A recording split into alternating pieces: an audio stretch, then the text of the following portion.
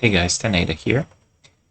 Today we're taking a look at Safari Pedals Fox Echo Chorus, who was provided as a preview copy. Um, yeah, I'm not obliged to say any positive or negative things about it. I'll just try and explore what it does. So let's see. I'll turn it off for now. Got this part of the track.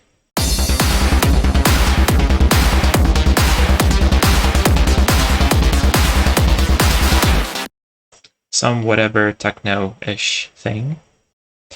Now let's turn this thing on. This should be like a default reset, I guess. Okay, let's check it real quick. 5250 CPU load. Without it, 27. So okay, it has some processing going on. Okay. So what does it do?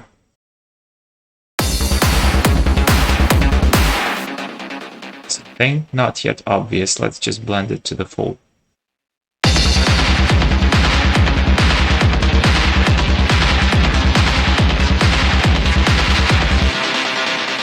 Okay, there's chorus, there's echo.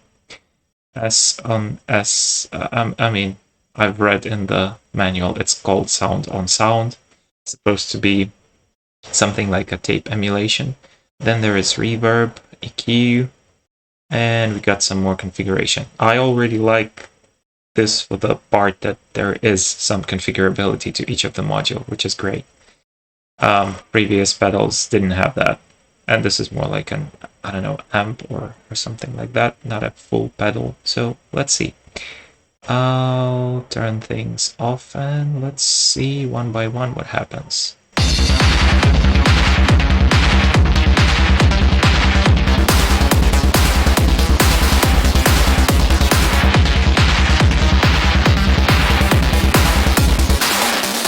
So okay, without anything, it has already some processing going on.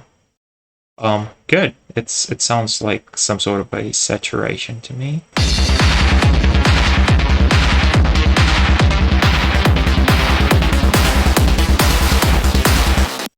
I suppose as we can turn up or down the level, we can increase or decrease the amount of saturation. Let's see. Yep. Also auto gain. Let's turn it off. Let's leave it where it was, kinda. Double click resets. Good.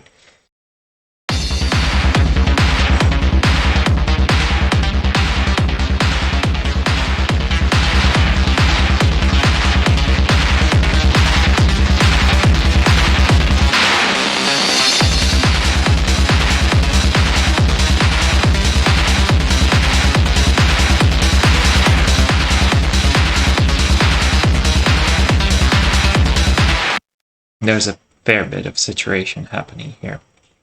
Okay, let's look further. Let's try and enable chorus first. Or maybe no, let's add in noise. Oh, the level, yeah.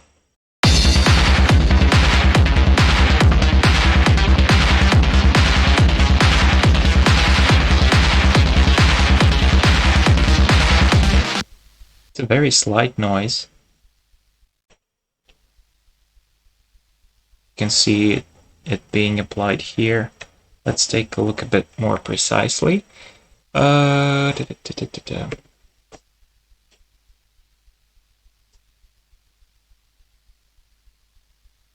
Okay, that's more like kind of V-shaped noise, a bit more in the lows, a bit more in highs, a bit less in the mids.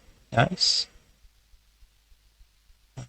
And it does help with the fine details as far as I can tell in terms of saturation.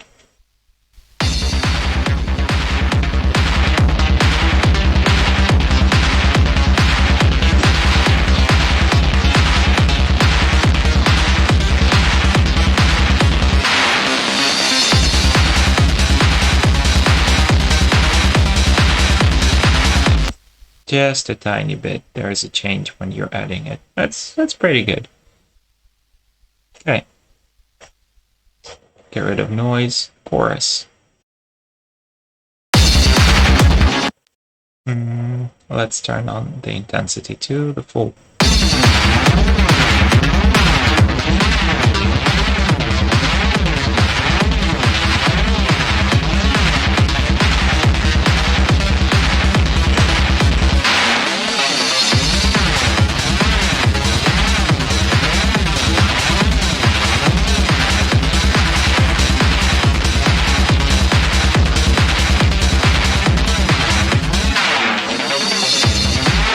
Okay, there's a static kind of, like you can't change the frequency of the modulation. This is basically the depth, I guess, of the modulation. I would suppose so. It's alright. It's pretty good. Nothing bad about it. It's usable in special cases. Not in special, like in some of the cases whenever you want to beef something up, I guess. But also beefing up with chorus plus, then we have echo. What is that like?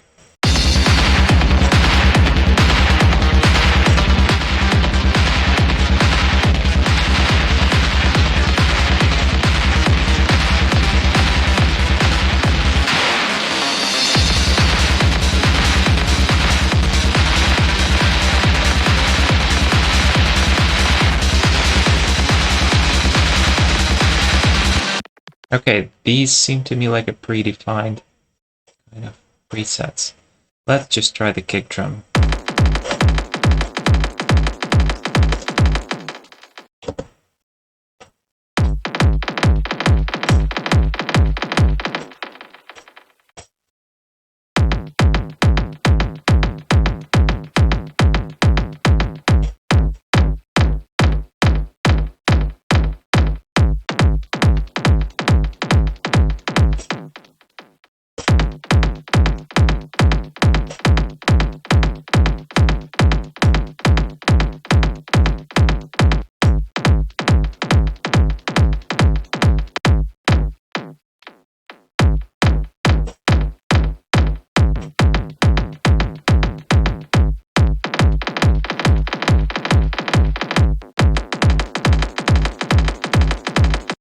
I mean, these also feel like ready-made presets and you just pick between which ones are fitting you the most. That's, I mean, if you want simplicity, that's a pretty good option, I guess.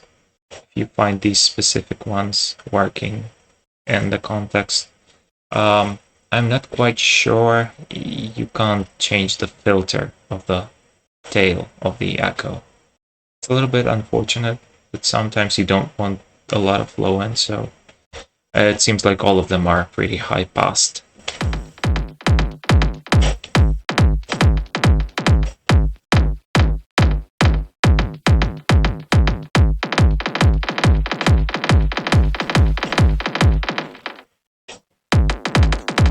Okay, good. That's echo. Sound on sound.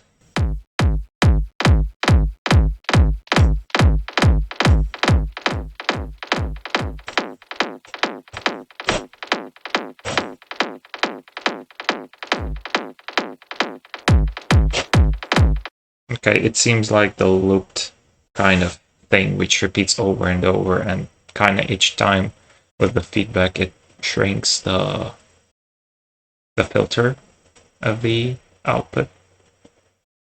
We blend it and go with the full.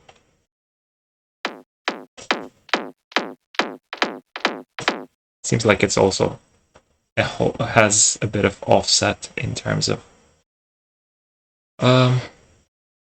timing. Okay, I get it. Beefing things up and I mean, this is mainly not for the rhythmic parts, I guess, but more like for the pads or something like that. That could be useful, and altogether it sounds like this.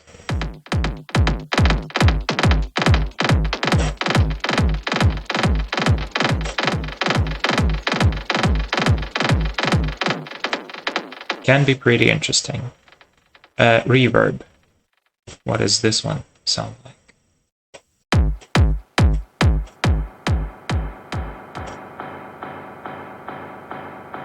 It's a plate reverb. Okay, we can boost the the bass and treble.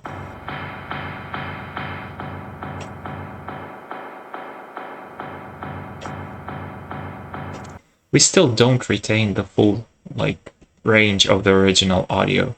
So there's something like there is a high pass filter somewhere, but it's hidden, or it's, I don't know, inbuilt into whatever the original amp or chorus or whatever it is, basically unit had. But yeah, I can't really change it here. Let's boost everything, let's increase everything, let's see how it behaves with everything turned on.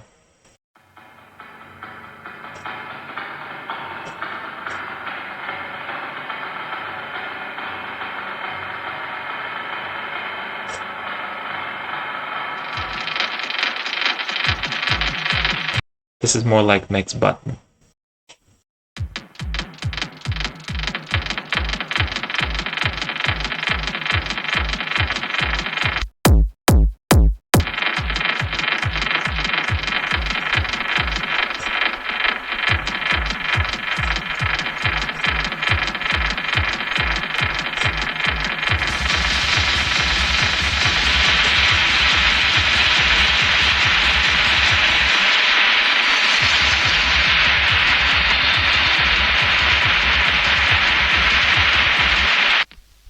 Okay.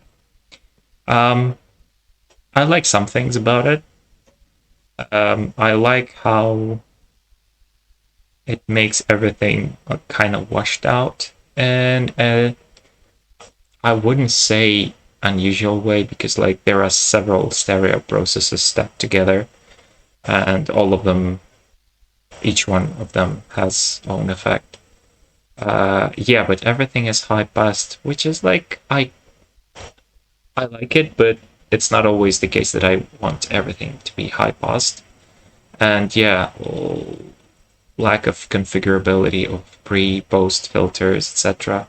I mean, I would want slightly more tweakability for each of the module, but still, maybe that's the original node module itself options that are available for it, and this is exactly what we get. Perhaps, I don't know. I'm not familiar with this one. It's gonna be available, I think, when the video is out. It's a paid plugin. Let me check. I think it's right now. Yeah, it's $38. So, like, if you need some stereo processing, might be a decent idea, but most likely for something in terms of pads, or I don't know, space guitars, something like that. I do like the saturation part. It's pretty decent, and the fact that the auto gain works like one way. When you crank the gain up, it works really well. When you crank the gain down, let me show you, kind of overcompensates in my opinion.